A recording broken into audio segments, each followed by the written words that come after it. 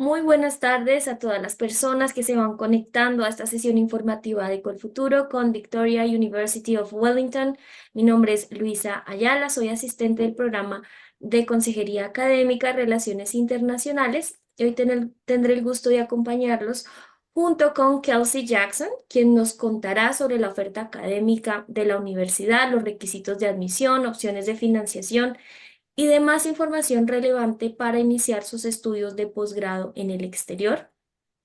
Importante recordar que tenemos un convenio con la universidad que ofrece un descuento del 20% en el valor de la matrícula para programas de maestría y para los estudiantes de doctorado pagarán el valor de matrícula de estudiante local durante el tiempo que residan en Nueva Zelanda.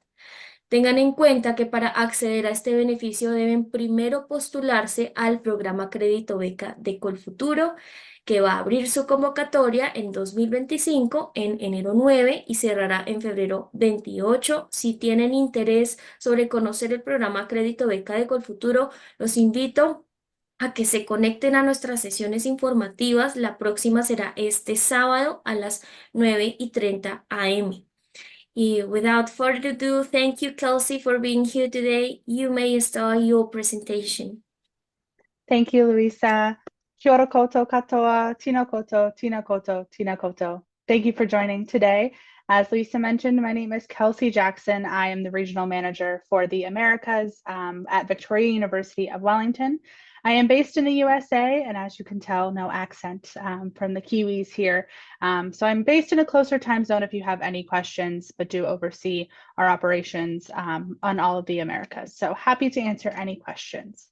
I'd like to share with you some information today about the university, the city of Wellington, where the university is located, in our application process and admissions and academic offerings that we have at the university, and look forward to taking some of your questions at the end. So to get started here, Wellington is based in the center of New Zealand, located right at the tip of the North Island. So great location for students who want to study and travel while they're completing their degrees. There's about 497 kilometers of coastline along the Wellington region, so very beachy, kind of beautiful sunny area. We've got mountains, we've got hills, we've got nature preserves. So there are lots of ways to get out into nature and experience kind of that landscape that New Zealand is famous for. Wellington also has a really cool cafe and foodie culture. We have more cafes per capita than New York City. So it makes it a really cool place to explore coffee culture, especially coming from Colombia, comparing the coffee in the two locations. So it's a really great place to study as a student. Lots of opportunities for getting involved with the government, the political sector, the cultural heritage in New Zealand. We are the Center for Government and International Relations in New Zealand, and really do thrive in both of those areas as well. So our campus really is a city-based campus. The Wellington is a fairly small city by comparison. As you saw in that previous slide, there's only about 500,000 people in the Wellington region. In Wellington City, there's only about 200 to 250,000 people at any given time. So it is quite compact and very walkable and easy to navigate as a student, with all of the amenities that you still expect in a large capital city. And as I mentioned, our campus really is a city campus. So you can see we've got three main campuses located here on the screen: our Pipitea campus, our Kelburn campus, and our Te Aro campus. We also have a Miramar Creative Center if you're interested in studies in film, production design, animation. That center is situated right next to Weta Workshop, which offers animation and filming work opportunities for students. Then we also have a Computational Media Innovation Center, where a lot of our AI research and really interesting data science programs are housed. Most of our programs will be housed at the Kelburn campus, located right in the center of the screen. That campus also houses our student services, 2 different libraries, 4 or 5 different cafes, our science labs, the New Zealand School of Music, and a lot of other really cool research opportunities. So it really is the main hub of the university. Our Pipitea campus on the left side of the screen here is our Commerce and Government campus that is located in the Central Business District of Wellington, right next to Parliament and the Supreme Court, the High Courts, the diplomatic missions. So you're really studying in the heart of where all of that is happening in the city.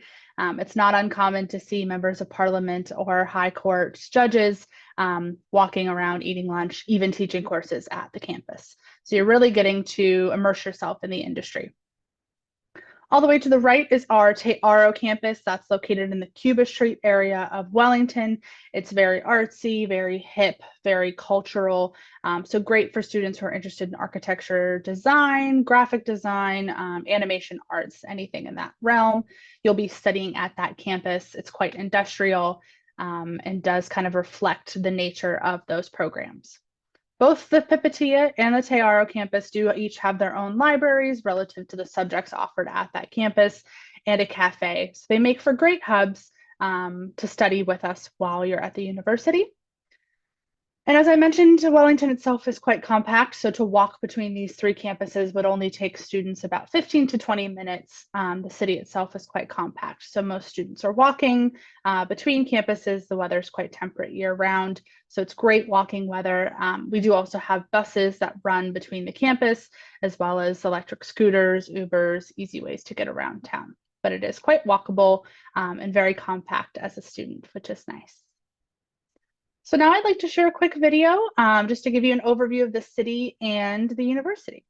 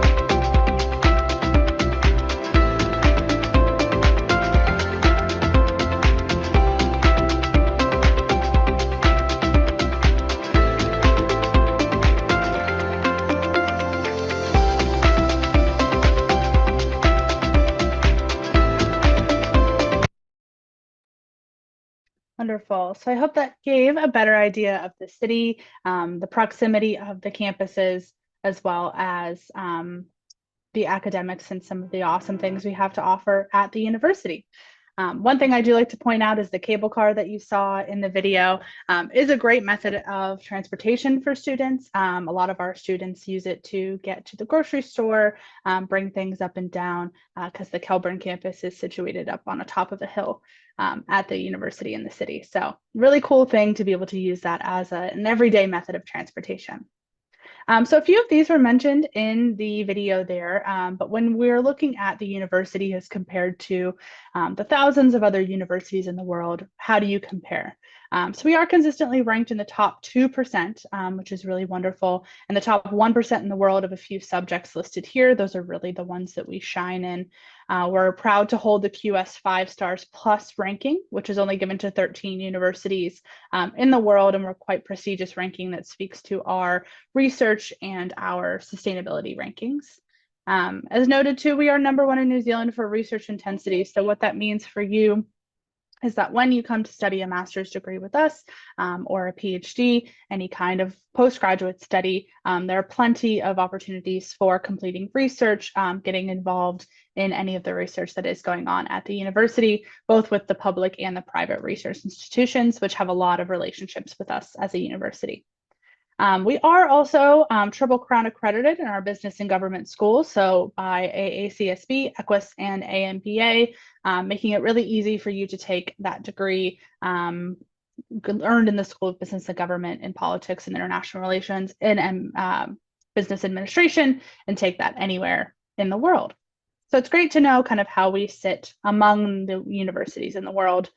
But we also have some very strong subject strengths, as I mentioned. So politics, international relations, government law really are the things that we excel at. We are a capital city university and really thrive with our connections to the government and the politics that are happening in the city.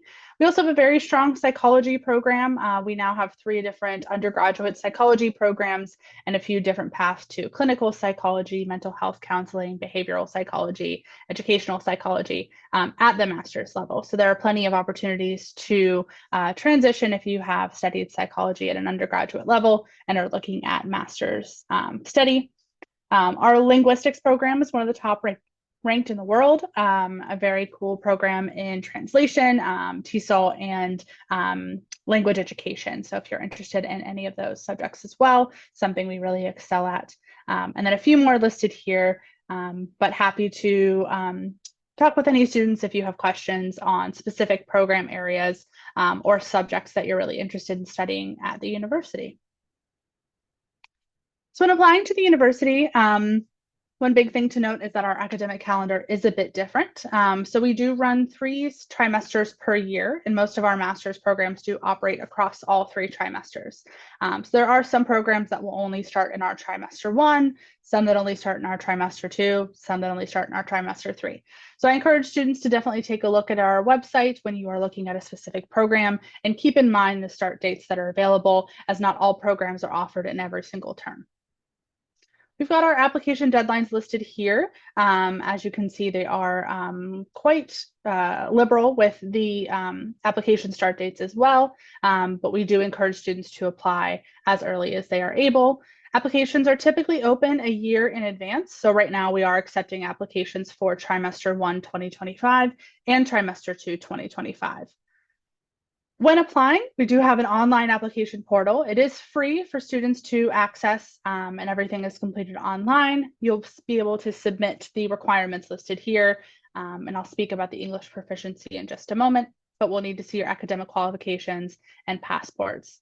One thing to note is that some programs may or may not require personal statements or recommendation letters. This is not a general requirement across all university programs, but some specific programs will require that.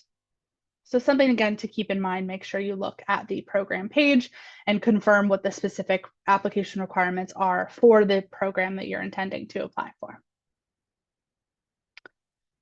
And I've put up our English requirements here just as a note. We are now accepting the Duolingo English test. For postgraduate entry into programs, we do typically require that students have achieved a 120 points overall on the Duolingo test if you've taken that as an alternative to IELTS or TOEFL. But how we have our requirements listed out for entry general into the program. Into the university, excuse me. Some programs may require higher English requirements. For example, our linguistics language education programs will have higher requirements than those listed here for general entry to the university. And if you are concerned that your English might not meet our requirements or maybe is close, or maybe you just need a bit more practice, we do offer an English for academic purposes course.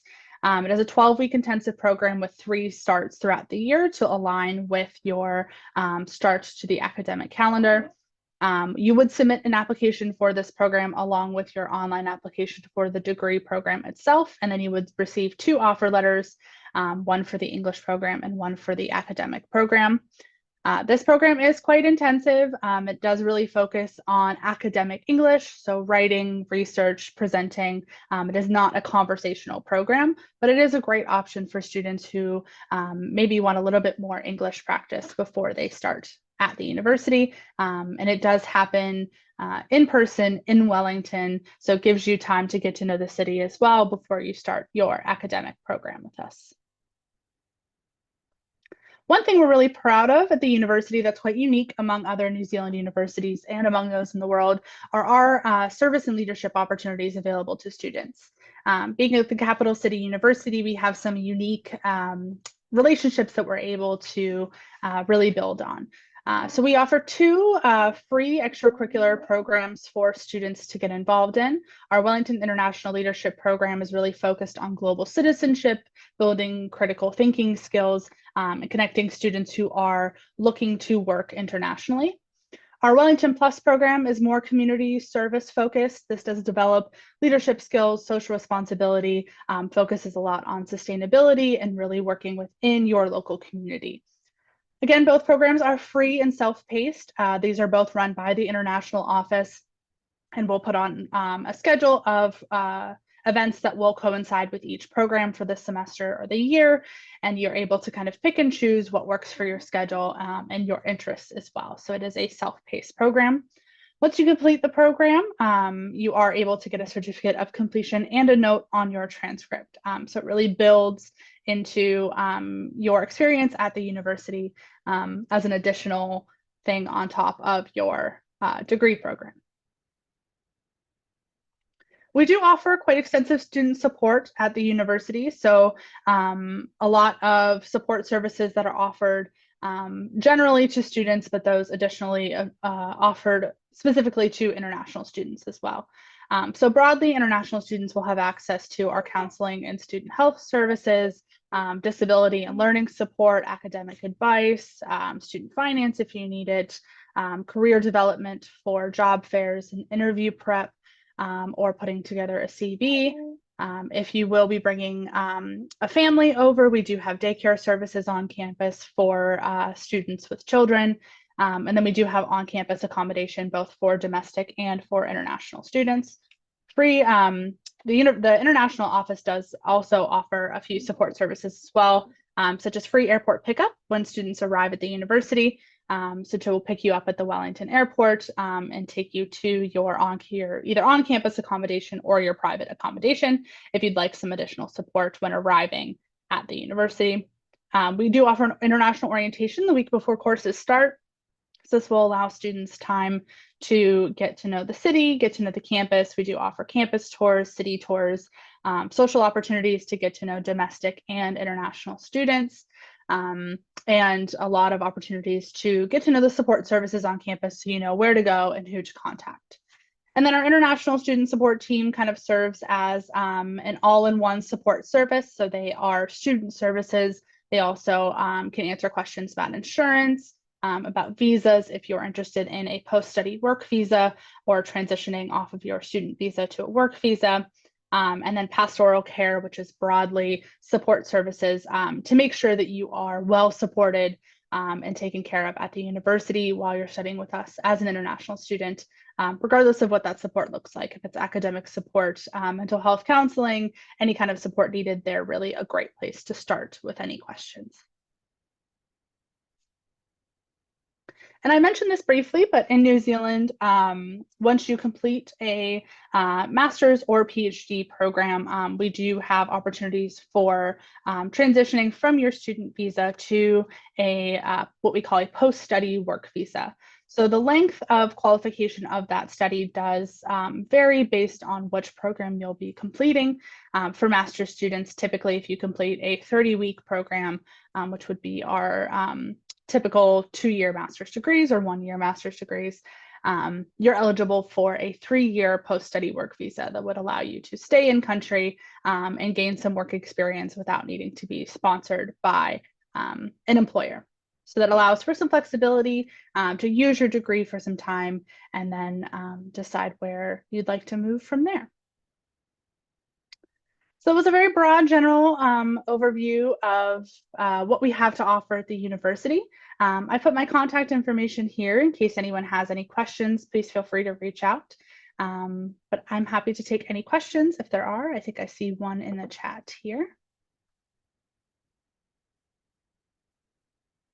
Thank you. Thank you, Kelsey, for this wonderful presentation. I encourage those who are connected to write all your questions. We have one here. I can read it. I am wondering if after the student has gotten the degree from master program, may the student get a job in New Zealand? I think you just mentioned that, but could you please repeat that information? Yes, of course. It is a great question. So I'll take it back here to, whoop. So yes, when you complete a master's program with us, you're eligible for up to 3 years of a post-study work visa. So once you complete the degree, our International Student Support Office would help you apply for that post-study work visa. It is a secondary visa that you would need to apply for. But the eligibility for that visa is just having completed your master's degree. So once you complete the program, you can apply for that visa, and then you have up to 3 years to stay in New Zealand to gain work experience on that visa.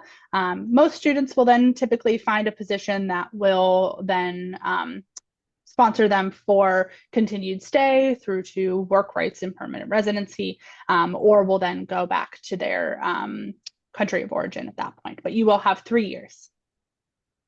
Good question. Thank you. He also wants to know if you have programs in finance or accounting. Yes. So lots of programs in finance. We have a certified actuarial science program that allows for students to become registered accountants in New Zealand, Australia, and Singapore. So please feel free to reach out, and I can send you some additional information about our finance and accounting programs available at the university. He's asking how many letters of recommendation are needed? So most programs don't typically require letters of recommendation. It's just a few programs that will, and it will be listed out when you apply.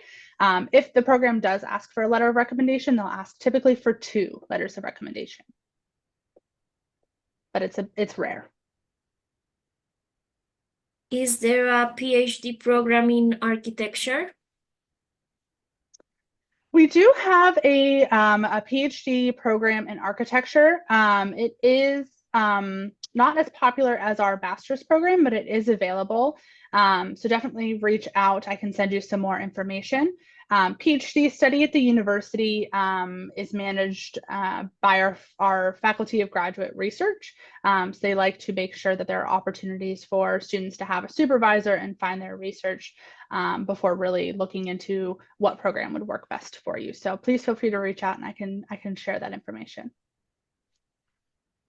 Daniela is asking if it is possible to obtain permission to travel with his spouse with a student visa. Yes, yes. So with the student visa, once you have the offer from the university, you will be able to apply for the student visa. And then there is an additional visa that partners are able to apply for. I think it's actually called partner or spouse of a student visa. And there are two different ones typically. There's a working visa and there is a non-working visa. So partners will be able to apply for those visas once the student has obtained theirs. And there are additional support services at the university if you have children that may be coming with you for getting them into local schools or getting them into the right daycares if you need additional support in that way as well. Maurice is asking, post-study work visa is available as well for Bachelor L7? Yes, yes. So if I take it back here, that post-study work visa is available to most of our degree programs, bachelor's degrees, the postgraduate diplomas, master's, and PhDs. The level, as you can see here, the duration of the the post-study work visa typically is dependent on the length of study for the degree program. So students have completed a bachelor's degree, which is typically a 3-year program. Then students will have 3 years able to study on that post-study work visa. If you are transferring credits into the university and completing a bachelor's degree with us and maybe only studying for 2 years, then you would only have 2 years on that post-study work visa. That's what they mean by equal to the duration of study. But good question. Thank you. We have another question here. I'd like to know if it is possible to have an English bridge program. Yes, so we do offer, I'll take it back here, an English for academic purposes course. So you would apply for the English program in addition to applying for your academic program. It is a 12-week program with 3 starts throughout the year. So depending on when your academic program begins, typically students will take a placement exam at the beginning of the course to determine what level of English you would be placed into to complete the course. And if needed, you are able to repeat the course up to 3 times. But it's a great option. Edwin is asking, can I apply with my wife to different programs? Yes, if your wife is interested in an academic program as well, I'm assuming that's what that means. Then yes, you're both able to apply for programs. What we would recommend is that you reach out to the university, to the international office, or you can reach out to me. I'll put my contact information here, just to let us know, and then we can add a note to your applications that you are married, and you know, when we're reviewing your applications, kind of keep that in mind. I am interested about studying art and cultural management. This master have internships? So none of our master's degree programs have built-in work placements. Some will have research opportunities available, and some will have directed individual study. So if you're wanting to do independent research, but we don't have any programs that have internships or work placements built in. Typically, what students will do is complete the 1 or 2 year master's program, and then when they're completed the program, they'll stay on for the additional time on the post-study work visa and complete an internship or an entry-level position that way, which usually would not sponsor them for a visa, but because they have the post-study work visa eligibility, you can stay and continue to work after you've completed the degree. We don't have more questions, but can students work on campus? Yes, so with the student visa, students are able to work 20 hours a week during the academic year and 40 hours a week on any university holidays. So there are options to work on campus. There are options to work just a regular job in the city. Most of our students do work while they're studying, so that's a very common occurrence. And if students are interested in finding assistance for finding jobs while they're studying, our careers office does provide assistance with finding student jobs, both on campus and off campus. So you can ask them, but your student visa will automatically allow you to work. Mauricio is asking, is there an IT project management program? We do have a few data science programs. We have an engineering management program. We have a Master's of AI that also offers some project management courses. So I would say please reach out to me via email, and I'm happy to share some additional program recommendations based on your interests. And we have a dependent partner with the study permit. Yes, yes. So you can, once you receive your student visa, your partner can apply for a partner of a student visa. And there are options to work or not to work on those visas. To start applying, you must first contact the university or COLFUTURO. I'm not actually sure. I think they have to have the offer from the university first, right? It is not mandatory to have the Okay. offer, but it could be useful for our process. So it's up to them if they want to have the admission when applying to COLFUTURO.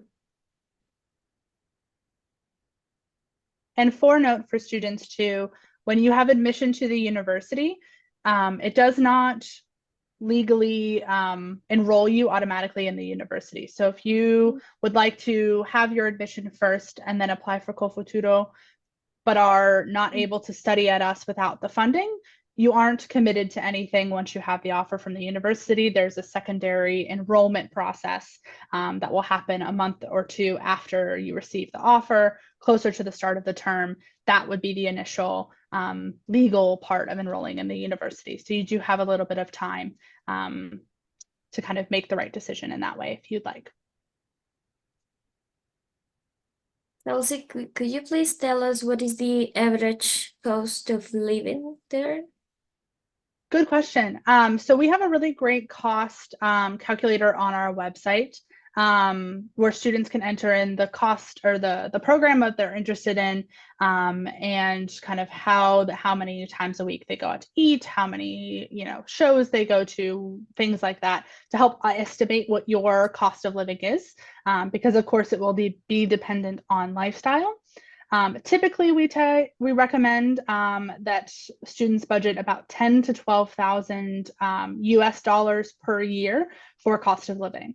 So that will include housing costs, any utilities associated with housing, food, entertainment, groceries, anything like that. About usually 10 to 12,000 US dollars per year. If someone wants to open their mic and ask something to Kelsey now, please raise your hand and we will give you the permission. But in the meantime, let me see what else can be important to know. Could you please repeat the English requirements? Yes, I will take it back so students can see it as well. So our English requirements here, we do require a 6.5 for IELTS for postgraduates, a 90 for TOEFL, and then you can see here some other additional requirements if you've taken the Pearson test, the Cambridge exam, or our English requirements here at the end. We do also accept the Duolingo English test with a recommended score of 120 overall or higher. But scores are reviewed on a case-by-case basis for postgraduate programs, so some programs may require a higher score. I see one question here. Are there benefits as scholarships between COLFUTURO and University of Wellington? So unfortunately, if you are to receive COLFUTURO funding, you're unable to add any additional scholarships to that. We do offer a 20% discount on tuition fees if you are awarded the COLFUTURO funding. So you do get a bit of a discount, but you are not able to combine that with any other scholarships that are on offer at the university. But they do they can apply for additional, well, not additional, but for other scholarship, yes? Yes, if it's a scholarship that is not offered by the university, that is, private funding, you can of course apply for that.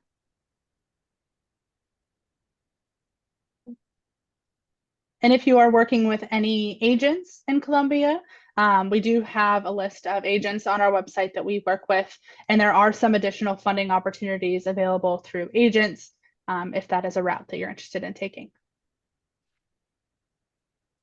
Okay.